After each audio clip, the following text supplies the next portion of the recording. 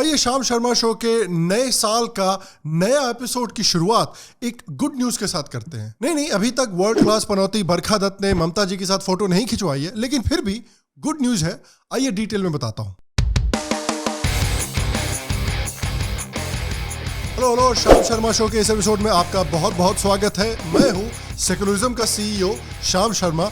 आज का ये एपिसोड देखने के लिए आपका बहुत बहुत धन्यवाद और आप सबको एक हैप्पी न्यू ईयर और एक सेक्युलर प्रणाम। तो देखिए, भले ही एक नया साल शुरू हो गया हो, लेकिन फिर भी काफी चीजें हैं जो नहीं बदली हैं। फॉर एग्जाम्पल, अभी भी कई गवर्नमेंट्स हैं जो लॉकडाउन और कोविड रिस्ट्रिक्शंस अनाउंस कर रही हैं। अभी भी कॉमेडी छोड़ने की धमकी देने के बाद मुनव्वर फारूकी टूर पे टूर किए जा रहे हैं। पार्टी बदल लिया साला। अभी भी मैं शो रिकॉर्ड करने के समय पतलून नहीं पहनता हूं, लेकिन कुछ चीजें फिर भी बदली हैं और एक गुड न्यूज भी है। देखिए, हिंदू कम्युनिटी आप तो जानते ही हैं, काफी समय से ये मांग कर रही है कि हिंदू मंदिरों को गवर्नमेंट के चंगुल से छुड़ाकर वापस हिंदू कम्युनिटी को सौंपा जाए। तो इससे रिलेटेड एक अच्छी खबर यह है कि कर्नाटका की गवर्नमेंट ने अनाउंस किया है कि वो कुछ ऐसे कदम लेने वाले हैं जिससे कि कर्नाटका के हिंदू मंदिरों को गवर्नमेंट के चंगुल से फाइनली छुड़ा दिया जाएगा। हिंदू मंदिरों को कर्नाटका गवर्नमेंट से परमिशन लेने की जरूरत नहीं पड़ेगी आगे जाते हुए कि वो अपने पैसे को किस तरह से मैनेज करें। कर्नाटका चीफ मिनिस्टर बोम्मई ने यह भी कहा है कि जो आने वाले कानून है उसमें गवर्नमेंट के फंक्शनिंग को रेगुलेट करने के लिए कुछ छोटे मोटे कानून रहेंगे, लेकिन मंदिरों के ऊपर से बेसिकली गवर्नमेंट कंट्रोल हट जाएगा। ये देखिए, बड़ी अच्छी न्यूज है और चीफ मिनिस्टर बोम्मई की तारीफ भी करनी चाहिए। वो सिर्फ गुंडा मूवी के शेट्टी जैसे दिखते नहीं है, उनकी तरह काम भी करते हैं। तुझे बनाकर मौत के मुंह का निवाला,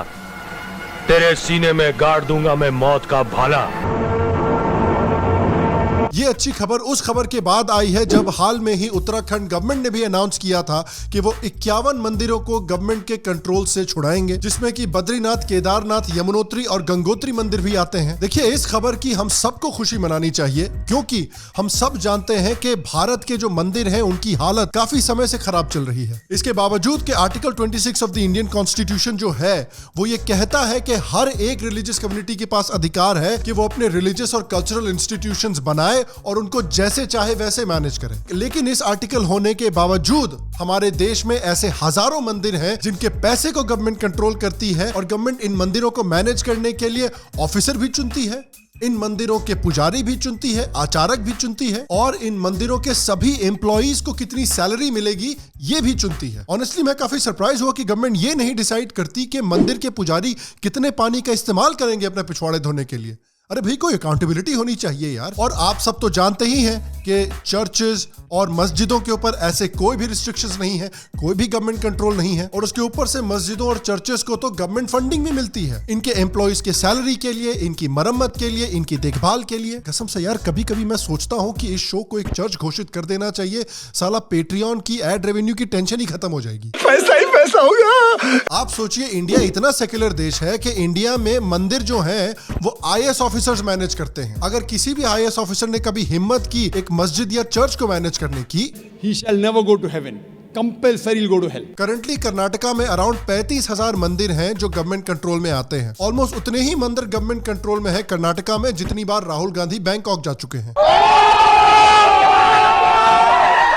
इनफैक्ट कर्नाटका में जो टॉप 12 मंदिर हैं उससे 2019 में कर्नाटका गवर्नमेंट ने अराउंड 320 करोड़ रुपए ऐंठे थे। तो जो पैसे गवर्नमेंट मंदिरों को देती है मंदिरों की देखभाल के लिए, वो बेसिकली गवर्नमेंट के पॉकेट में जा रहे हैं। एक समय ऐसा हुआ करता था जब वो लोग जो आपके कमाए हुए पैसे लूटते थे उनको डकैत बोला जाता था, लेकिन आजकल सेक्युलर इंडिया में उनको चीफ मिनिस्टर, MP और MLA बोला जाता है। और इस तरह जो गवर्नमेंट का हिंदू मंदिरों के ऊपर कंट्रोल रहा है और जो मंदिरों के पैसे को मिसमैनेज किया जाता है, ये काफी समय से चला आ रहा है। इसकी एक कॉलोनियल लेगेसी है। सबसे पहले 1817 में ईस्ट इंडिया कंपनी ने एक इस तरह का रेगुलेटरी बोर्ड क्रिएट किया था मंदिरों पर कब्जा करने के लिए, क्योंकि मंदिरों पर कब्जा करने के पीछे ईस्ट इंडिया कंपनी का एक ही गोल था। क्या बात है, क्या चीज है पैसा, क्या बात है, क्या चीज है पैसा। कि मंदिरों में जो सोना है, जो देवी देवता है, जो पैसे हैं, उसको लूटा जाए। तो इसमें कोई सरप्राइज होने वाली बात तो है नहीं कि इसी कानून का आज तक इस्तेमाल किया जा रहा है मंदिरों को लूटने के लिए। अब भाई, गवर्नमेंट को आप फ्री में मंदिर का पैसा दोगे तो वो खाएंगे ही ना। मतलब अगर आप कांग्रेस पार्टी को बोलोगे कि आओ भैया बैंक में इस पैसे का जरा ध्यान रखो, वो तो मैं खा गया, तो कांग्रेस पार्टी की गलती है कि आपकी गलती है। और कर्नाटका में ही ये प्रॉब्लम नहीं है, कई इंडियन स्टेट्स में ये प्रॉब्लम है। तमिलनाडु को देख लीजिए, तमिलनाडु में तो भैया मंदिरों के पैसे की मैनेजमेंट उसी तरह से की जा रही है जिस तरह से राहुल गांधी बैंकॉक टूरिज्म के लिए जाते हैं। समझ रहे हो ना?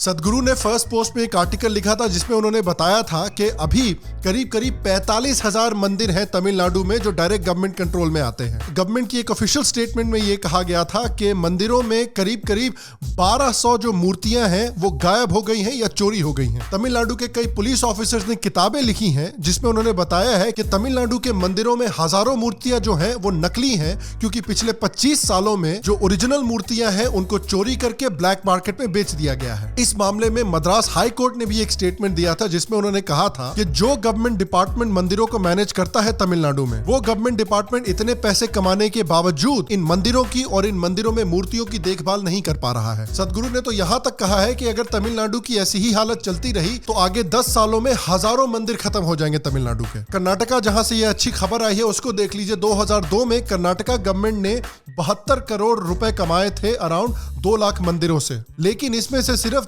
10 करोड़ रुपए मंदिरों को वापस लौटाए गए थे और बाकी जो फंड्स हैं वो एक रिसर्चर के मुताबिक मदरसों की फंडिंग में गए थे, हज की सब्सिडी में गए थे और चर्चेस की मरम्मत में गए थे। आंध्र प्रदेश को देख लीजिए। According to author Stephen Knapp, around 43,000 temples हैं आंध्र प्रदेश में जो कि गवर्नमेंट कंट्रोल में आते हैं, लेकिन उनकी इनकम का सिर्फ 18% रेवेन्यू वापस मंदिरों को जाता है और बाकी 82% जो रेवेन्यू है वो उमर खालिद और कन्हैया कुमार की फ्रेंडशिप की तरह ही गायब हो जाता है। यहां तक कि एक वेबसाइट हिंदू पोस्ट इन ने एक ये भी आरोप लगाया था कि आंध्र गवर्नमेंट ने तिरुपति मंदिर के 458 करोड़ रुपए एक एक्सप्रेसवे बनाने में लगा दिए थे। भैया इमरान खान ने सही ही कहा था। बेशरम आदमी, तुम्हारे बाप का पैसा है। यहां तक कि 2020 में टाइम्स ऑफ इंडिया ने यह रिपोर्ट किया था कि आंध्र प्रदेश गवर्नमेंट ने तिरुमला तिरुपति मंदिर को कहा है कि वो हर साल गवर्नमेंट प्रोग्राम्स को फंड करने के लिए 50 करोड़ रुपए गवर्नमेंट को दें और गवर्नमेंट ने तिरुपति मंदिर को यह भी कहा है कि हर 5 साल पर जाकर इस अमाउंट को 10% से बढ़ाया जाएगा। यार लोग पूछते रहते हैं कि मनी हाइस्ट का सीजन 6 कब आएगा। अरे भैया आंखें खोलो,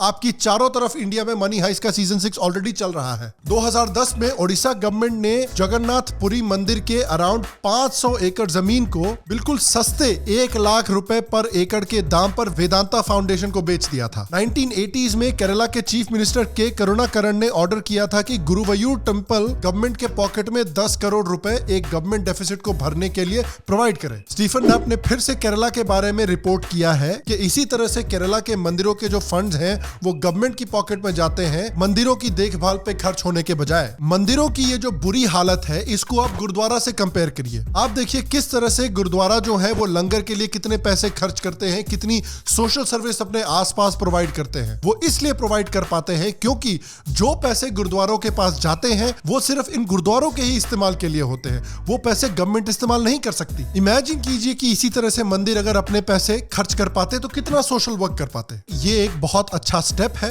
और इसके लिए हमें उन लोगों को धन्यवाद करना पड़ेगा जो सालों से इस बारे में अवेयरनेस फैलाने की कोशिश कर रहे हैं, जैसे जय साई दीपक, जैसे सदगुरु और ऐसे दर्जनों लोग हैं जो इस बारे में अवेयरनेस फैला रहे हैं। उन सबको धन्यवाद, क्योंकि देखिए भारत में मंदिरों का एक बहुत स्पेशल रोल रहा है। भारत के मंदिर जो हैं वो एक रिलीजियस सेंटर तो है ही, लेकिन उसके साथ साथ एक एजुकेशनल और कल्चरल सेंटर भी है। एक ऐसी जगह है जहां पर गांव की और शहर की जो कम्युनिटी है वो हर हफ्ते साथ में मिलती थी, जहां पर आर्ट और म्यूजिक भी दर्शाया जाता था। बेसिकली मंदिर जो है वो एक इंडियन गांव का या इंडियन शहर का एक बीटिंग हार्ट है और अगर वो बीटिंग हार्ट बीमार हो जाता है तो पूरा शहर, पूरा गांव बीमार हो जाता है। अब देखिए इंडिया में बिना कंप्लेंट किए तो कुछ काम होता नहीं है। इतनी अच्छी डेवलपमेंट होने के बावजूद ऐसे कुछ लोग हैं जो कंप्लेंट कर रहे हैं। कांग्रेस के लीडर है कर्नाटका के एक बड़े, वो कह रहे हैं कि भैया ये पैसा स्टेट गवर्नमेंट का पैसा है, ये मंदिरों का पैसा हमेशा स्टेट गवर्नमेंट के पास ही रहना चाहिए। देखिए भाई, श्याम शर्मा शो की तरफ से मैं एक एडवाइजरी देना चाहता हूं कि अगर आप इस कांग्रेस लीडर के आसपास रहते हैं तो जरा संभल कर रहिएगा,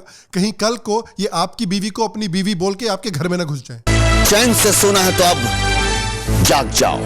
यार इमरान साहब जरा वापस आइए और दोबारा बोलिए। बेशरम आदमी, तुम्हारे बाप का पैसा है। वैसे कांग्रेस पार्टी तो सालों से ये समझती हुई आ रही है कि इंडिया के लोगों का जो पैसा है वो उनकी बाप की जागीर है, तो इस स्टेटमेंट से किसी को कोई सरप्राइज तो होना नहीं चाहिए। दूसरा सवाल लोगों ने ये उठाया है कि अगर इस तरह से मंदिरों का कंट्रोल गवर्नमेंट से अलग कर दिया जाए तो क्या कास्टिज्म मंदिरों में फिर से शुरू नहीं हो जाएगा? पहली बात तो देखिए भैया, इंडिया में कास्ट डिस्क्रिमिनेशन ऑलरेडी इलीगल है। अगर कोई कास्ट डिस्क्रिमिनेशन करता है तो वह ऐसे ही जेल जाएगा। दूसरी बात, मुस्लिम कम्युनिटी में, क्रिश्चियन कम्युनिटी में और सिख कम्युनिटी में, इन तीनों में भी कास्ट डिस्क्रिमिनेशन होता है। तो उनके रिलीजियस इंस्टीट्यूशंस के ऊपर गवर्नमेंट क्यों नहीं कर रही है कब्जा? और देखिए, कास्ट डिस्क्रिमिनेशन को रोकने के लिए और जो मंदिरों में पैसे आ रहे हैं उन पैसों की अकाउंटेबिलिटी बरकरार रखने के लिए हमें कुछ स्टेप्स लेने चाहिए, और कुछ काफी सिंपल स्टेप्स हैं जिनको लेकर हम ये अकाउंटेबिलिटी बरकरार रख सकते हैं। फॉर एग्जांपल, राम मंदिर की तरह ही एक ट्रांसपेरेंट ट्रस्ट क्रिएट किया जाए जिसमें जमीन के ओनर जो हैं वो ट्रस्टी हो, बड़े बड़े डोनर्स जो हैं वो ट्रस्टी हो,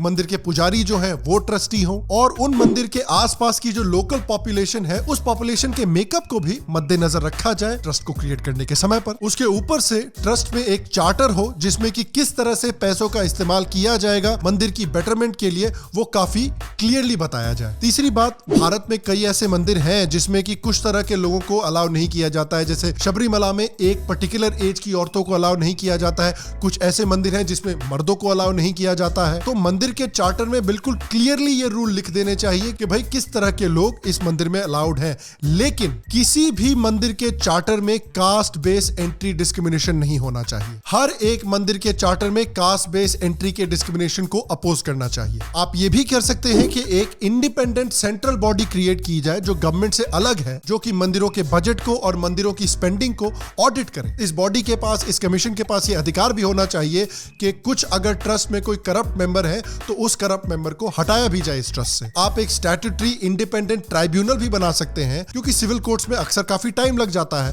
तो आप एक इंडिपेंडेंट ट्राइब्यूनल क्रिएट कीजिए मंदिरों के लिए। तो बेसिकली कई सिंपल तरीके हैं जिनका हम इस्तेमाल कर सकते हैं मंदिरों को वापस लोगों को लौटाने के लिए और ट्रांसपेरेंसी मेंटेन रखने के लिए। तो ये बहुत अच्छा स्टेप है। मैं होप करता हूं कि आगे जाते हुए और भी स्टेट्स जो हैं वो इस तरह के स्टेप लें और मंदिरों को गवर्नमेंट के चंगुल से छुड़ाएं। और मैं आपसे पूछना चाहता हूं कि आपके हिसाब से क्या एक नेशनल लॉ होना चाहिए जिससे कि नेशनल लेवल पर मंदिरों को गवर्नमेंट के चंगुल से छुड़ाया जाए, या फिर स्टेट बाय स्टेट अलग अलग कानून होने चाहिए कि किस तरह से मंदिरों को मैनेज करना चाहिए? प्लीज नीचे कमेंट सेक्शन में मुझे बताएं।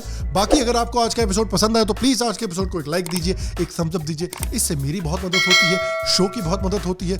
शो को अगर सपोर्ट करना चाहते हैं तो सब्सक्राइब कीजिए, बेल आइकॉन को दबाना बिल्कुल भी मत भूलिए। नीचे कमेंट सेक्शन में कमेंट कीजिए। श्याम शर्मा शो के एक यूट्यूब पर या पेटीऑन पर मेंबर भी बनिए एक्सक्लूसिव कंटेंट देखने के लिए। और श्याम शर्मा शो इस साल कुछ नए फॉर्मेट्स के साथ एक्सपेरिमेंट करने वाला है, आपके पास कुछ नए फॉर्मेट्स लाने वाला है। तो अगर आप उन फॉर्मेट्स को देखना चाहते हैं और मुझे फीडबैक देना चाहते हैं तो जरूर सब्सक्राइब करें। मैं आपको अगले एपिसोड में मिलूंगा और तब तक स्वस्थ रहें, सुखी रहें। फिर मिलेंगे और आप सबको एक सेक्युलर प्रणाम।